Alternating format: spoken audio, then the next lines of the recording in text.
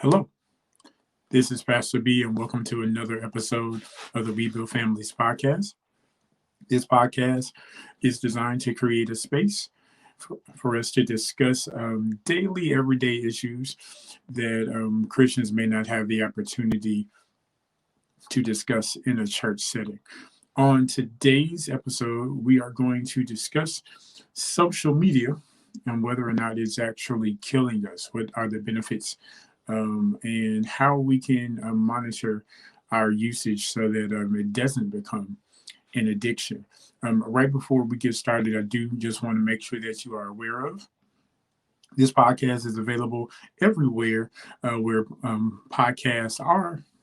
Listen to Spotify, Apple Podcasts, Google Podcasts, all of those various places. So make sure that you like and subscribe to this podcast. Also, this video is listed on our YouTube page as well, Brian Mitchell, and then search for the We Build Families channel.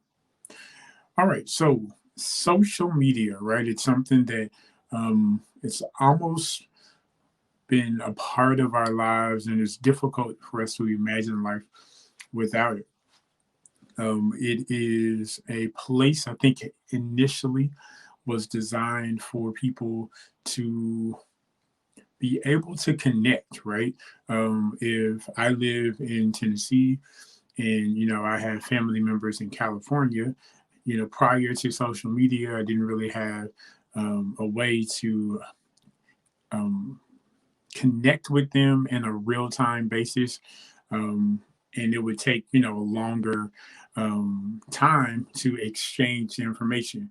And so now with social media, I think initially, connection, building a community online with people who weren't in your direct area, I think was the original plan.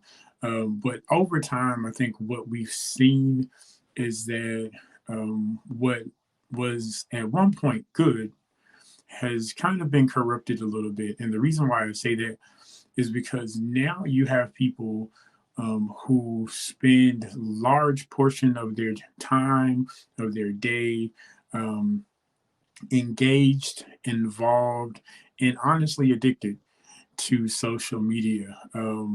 Me personally, I I understand that each platform has a specific purpose and a specific, I guess, reason for it to be used. My favorite platform is actually Twitter. Twitter is where I have engaged with other preachers, with other Christians, other people of faith who have just different points of view, right? You have scholars, you have charismatic preachers, and then you have people who just want to know more about God. And so that variety is one of the reasons why I use Twitter. Of course, also, I just like Twitter because you can kind of put your thoughts out in really short bursts, excuse me, and just kind of express yourself without the need to be in depth a lot of times. Facebook, however, is more of my community based platform. So, I engage with my church a lot on Facebook, a lot of my classmates, a lot of my coworkers. And so it's more of a family community based type of a situation. And so over time, I think we as a people have become so accustomed to social media that some of us have kind of become addicted and not even really know it. So there's a movie on Netflix called Social Dilemma, right? And I'll add the information in the show notes as well. But this movie really highlights how, honestly, we're kind of pawns in the social media game, because what's happened, and it's something that I didn't really know was happening, is that all of the content that we consume on social media, a large portion of that is what's considered curated, which basically means it's specifically designed to appeal to your interests, right? So if you are a person who loves sports, if you are a person who loves church or who loves fashion or whatever your interest is, the the algorithm, right, of each of these platforms basically takes your interest and ensures that that you're able to view multiple images of things that you like, right? And so what that does is it always reinforces that I can come to this platform and see what I like. Um, and what also happens, which now let me say this, initially, that's not a bad thing, right? Because I would rather see things I enjoy than things that I don't. One thing that social media does is it gives us the autonomy to choose, right? You have the option, even if something pops up on your TL that you don't like, you don't have to engage in it, right? You can just keep scrolling. But what that does is too much of a good thing can cause us to be rotten, like rotten teeth, right? If we eat too much candy, then it is detrimental to our teeth long term. And so I was thinking about social media and thinking about what makes it so difficult for us to break away. Um, I must admit, I spend probably more time on social media than I really want to. I know that there are times when I can look up and I've been scrolling aimlessly, right, for, 30, 45 minutes. And then I look up and nothing's really changed, right? The Even what I'm searching for, I don't always find it because I'm just scrolling because it's become second nature, honestly. That whenever I'm bored or whenever I am waiting for, my wife to get ready, or if I'm waiting for some next event to happen, it's become second nature for me to pull out my phone, scroll through IG, scroll through Twitter to see if I can find the one person that I engage with the most. Let me see if they posted something, right? And um, I honestly don't always know if I'm addicted. Um, there's a website that I researched for this particular episode. It's addictioncenter.com. And one of the articles on this website basically talks about social media addiction. And a couple of things that I wanted to highlight and talk about. It says social media addicts use it to reward themselves for behavior and to cope with stress. And for any person who knows addiction and has been addicted to anything, whether it's social media, alcohol, drugs, pornography, whatever it is, you know that the main reason why you go to these vices is to escape the real world, is to um, go to a place to where you won't feel your struggle, to where you can escape from whatever weight and whatever burden that you're currently feeling. And so when we use social media that way, it basically gives us a false hope. With all addiction, you have this first initial high, And then after that, every single time that you attempt to reach that level, you never achieve it. But it's the constant pursuit of the first time that we all search for whenever we're addicted to anything. And so, one thing that I've noticed, and one thing that you would see in that movie on Netflix, The Social Dilemma, is that there is an approval and an adoration that most people look for in these platforms, right? You have the extreme situations where, like, I think there was a story about a Snapchat filter that, of course, causes people to look their best, right? So, this ideal person or filter makes you look more beautiful or makes you feel more attractive, right?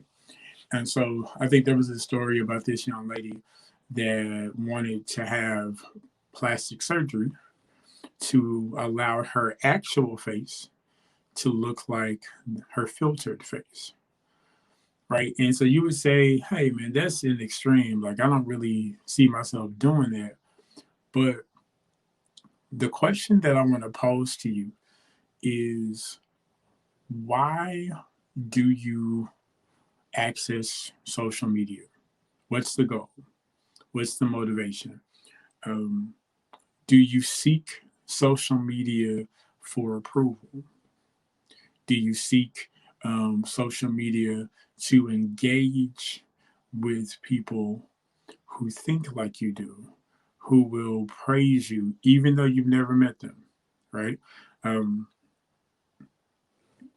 because I think that is the first question, is to ask ourselves why. Why do I spend, hours on end scrolling, um, engaging in conversations, right? Um, because again, social media in itself isn't bad, but too much of a good thing can eventually become bad without us knowing it.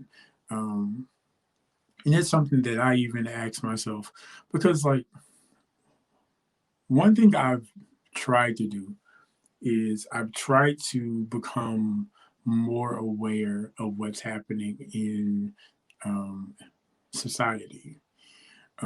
Not necessarily for um, any other purpose, but to be aware.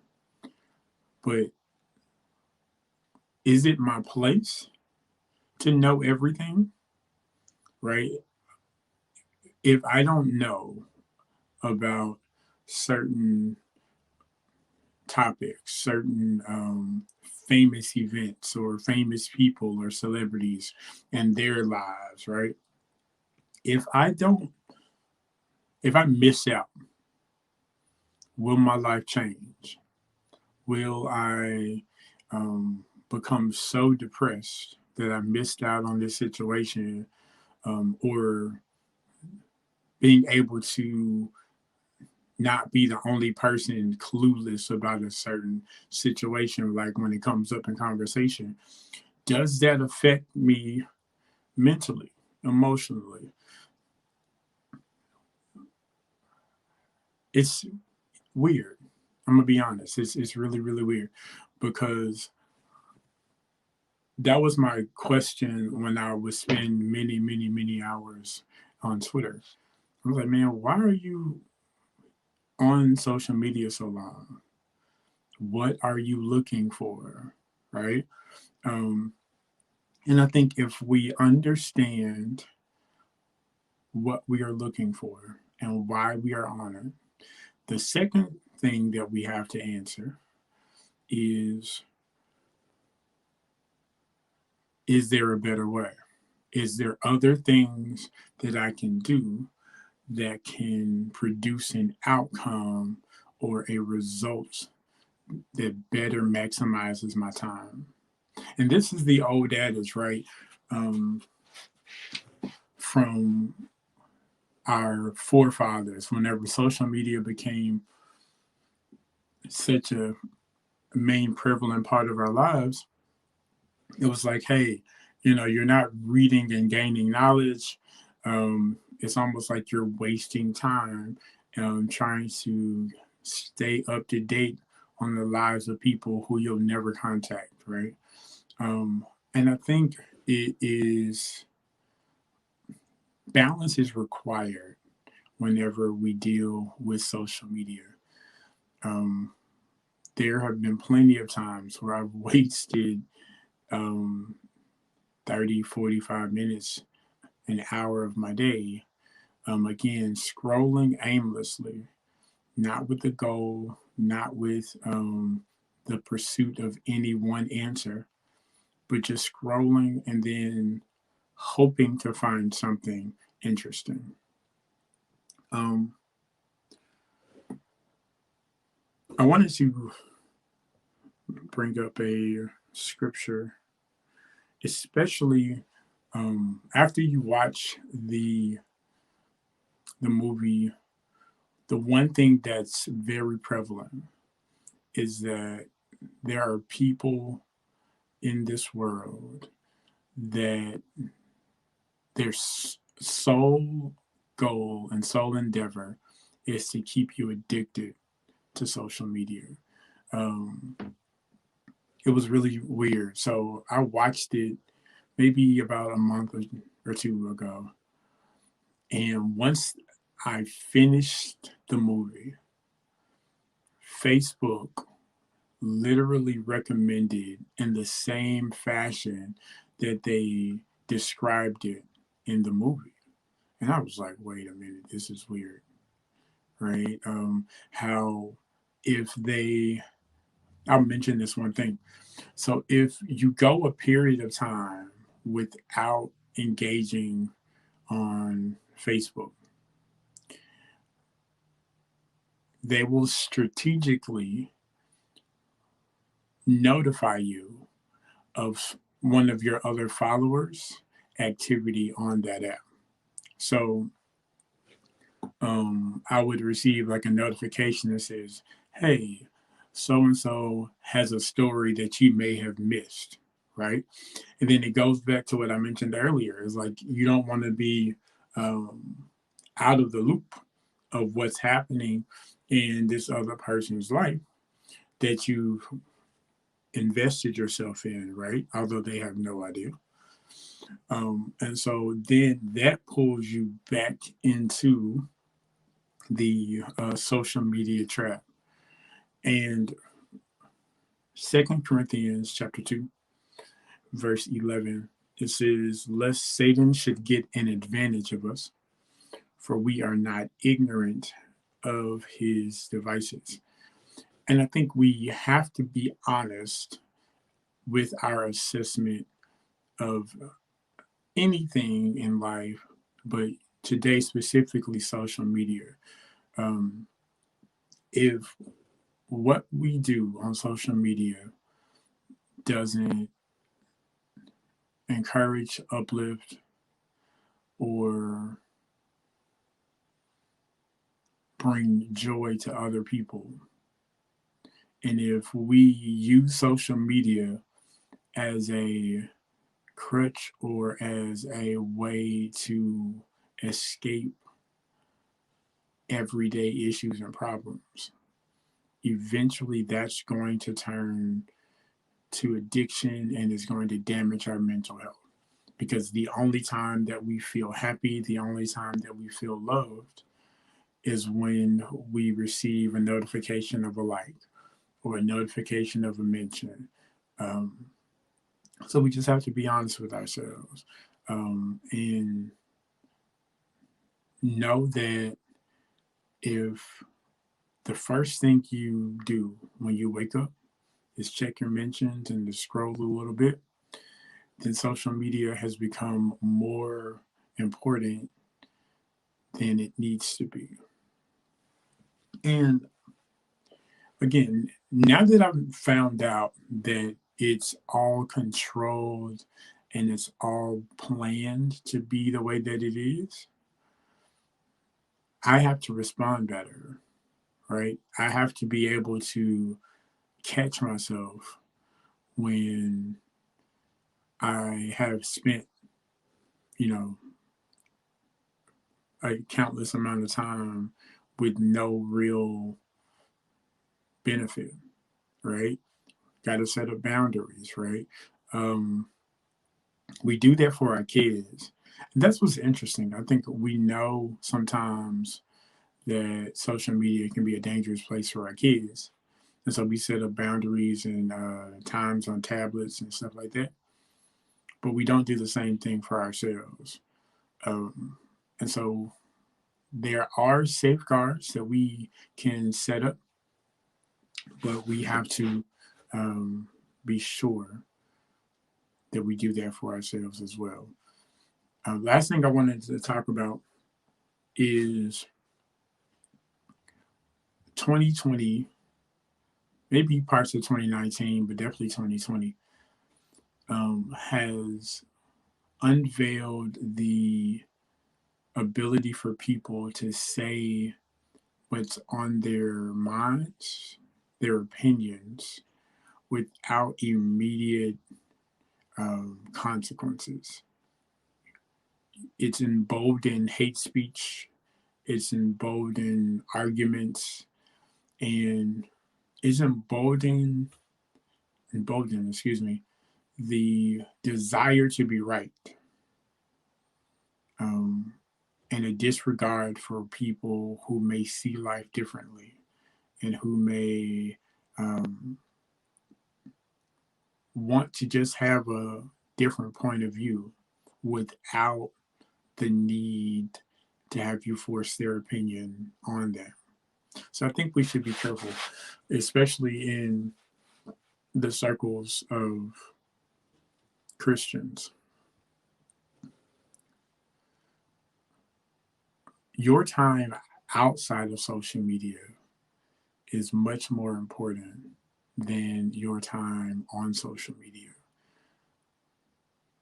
Because if you present yourself to be one way online, but you know that you're completely different offline, then you're no better.